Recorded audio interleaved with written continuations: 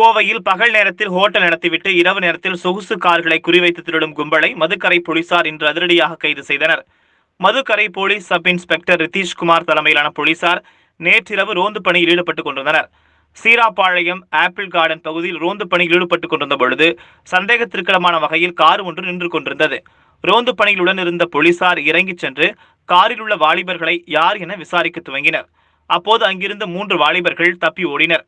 மேலும் காரில் இருந்த 3 வாலிபர்களை சந்தேகத்தின் அடிப்படையில் போலீசார் பிடித்து அழைத்து வந்து போலீஸ் ஸ்டேஷனில் வைத்து விசாரணை நடத்தினர். அதில் அவர்கள் முதலில் பொழுதுபோக்கிற்காக மது அருந்துவதற்காக வந்திருந்ததாக கூறினர். ஆனால் அவர்கள் வந்திருந்த கார் திருட்டு கார் என்பது தெரிய வந்தது. தொடர்ந்து போலீசார் நடத்திய விசாரணையில் தங்கள் கொள்ளையடிக்க திட்டமிட்டிருந்ததாகவும் அதற்காக நண்பருடன் காத்திருந்த பொழுது போலீசாரிடம் மாட்டிக்கொண்டதாக தெரிவித்தனர். தொடர்ந்து அவர்களிடம் இன்று காலை இன்ஸ்பெக்டர் முருகேசன் தலைமையிலான போலீசார் விசாரணை நடத்தினர். அப்போது திடுக்கிடும் தகவல் வெளியானது.